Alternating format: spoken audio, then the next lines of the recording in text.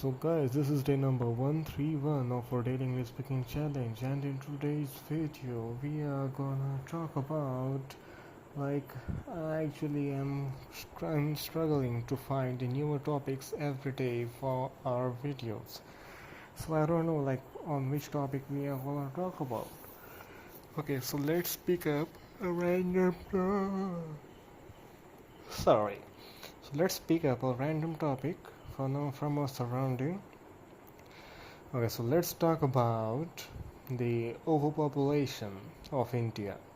Like many people does not consider India still has an overpopulation problem, but in reality it does.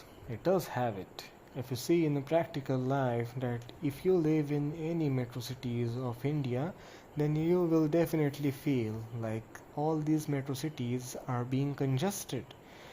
And not only metro cities, even if you live in the tier 2 or tier 3 city of India, then whenever you go outside of your house in a busy street, then you will definitely feel that way, that all these places have been like have been made so much congested in just few like especially recently, because like except you live in any village, you will not say that no, we don't feel overpopulation problem in our daily life and all, because it's impossible for you not to feel that way, because India is the most populated country in the whole world, and it's a fact. India overtook China. Like earlier, it was China which had the most population in the world. But I think in the year 2023, I think, yeah, in the starting of the year 2023, India overtook China in terms of the population, and now India has the number one population, number one highest population in the whole world. And yeah, many people became so proud of that thing, but I don't think that it's a thing to be proud of, because the area of China is actually humongous as compared to India. So it's okay for them to have the amount of population as they have right now. But considering the area, considering the size difference uh, between India and China, as India is so smaller in area as compared to China, but even though we have higher population than China, this is not a good thing, because China's area will will definitely help Chinese citizens to at least have a space for themselves. But in India, you can't expect the same, because in India we don't have enough space for like this much of the population. We are so much higher in number than China. And yeah, and like except the Asia, like most of the countries in the world are facing the problems of declining population, like the birth rates in like most of the Western countries, or like even Eastern, or like even Asian countries. The birth rates have been uh, dropping seriously. Like even if you see it, any European countries, the birth rates have been dropping. May like and even not only the European countries, even if you see the American, like even if you see the is in America, the birth rates are definitely dropping. And especially if you see some Asian countries like Japan and South Korea, then you will also notice the same trend occurring there, which is the declining of the birth rates, which is because mainly of the thing which is like the newer generation, which are now marrying, and now it's their age to become a parent, but they are choosing not to become a parent, as compared like the amount of the people who are actually choosing not to become a parent is actually increasing.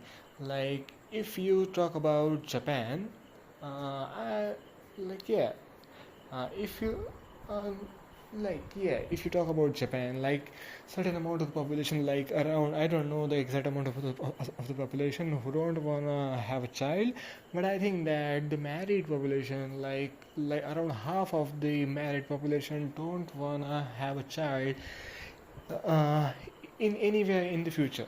Like they just wanna live together after being married, but they don't wanna procreate.